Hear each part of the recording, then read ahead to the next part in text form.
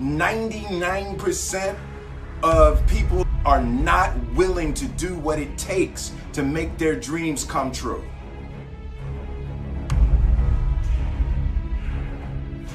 The Marines have a saying, everybody wants to go to heaven, but nobody wants to die. And that's just real. At the center of bringing any dream into fruition is self-discipline. You know, something as simple as food and eating. It's not about your body as much as it is about your mind. It's getting command of your mind to be able to choose actions that are in your own best interest. Every day, we are choosing shit that's not in our own best interest, right? So if the world is attacking you and the world wants to fight you and the world's trying to hold you down, so you're gonna kick yourself in the balls?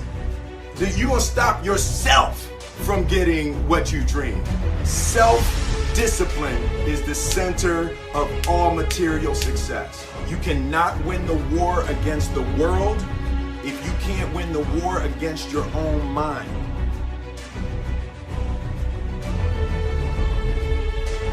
I believe that self-discipline is the definition of self-love. That when you say that you love yourself, that means that you have behavior towards yourself that is loving. It's like you say to yourself, hey man, look, I know you want to eat that pizza and it'll be really good, you know, but I can't let you eat that, man, because if you eat that pizza, you won't feel like shit. I love you too much to let you eat that.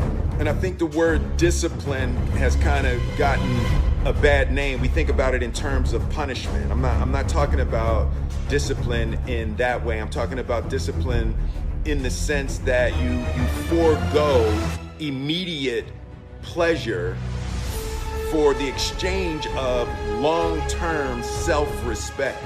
Self-love is when you say to yourself, I know you and that girl got a real connection. I know y'all vibe, but that's your girl's cousin. So I love you too much to let you do that. Self-love is, hey, look, I know you got a test on Monday, you know, and I know you really want to go out with your friends. It's Saturday night, you want to go out, but if you fail that test, you're not going to feel good about yourself. You know, I love you too much to let you go out tonight. Self-discipline is self-love. If you want to be happy, you have to love yourself, which means you have to discipline your behavior. The road to sustained happiness is through disciplining your behavior.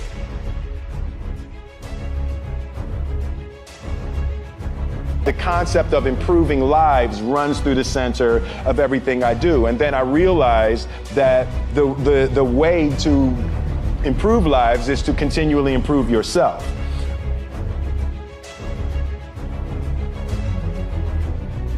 Fail early, fail often, fail forward. You know, it's always a little bit frustrating to me when people have a negative relationship with failure. Failure is a massive part of being able to be successful. You have to get comfortable with failure. You have to actually seek failure. Failure is where all of the lessons are. You know, when you go to the gym and you work out, you're actually seeking failure. You want to take your muscles to the point where you get to failure, because that's where the adaptation is. That's where growth is. Successful people fail a lot. They fail a whole lot more than they succeed, but they extract the lessons from the failure and they use that, the energy, and they use the wisdom to come around to the next phase of success. You gotta take a shot. You have to live at the edge of your capabilities.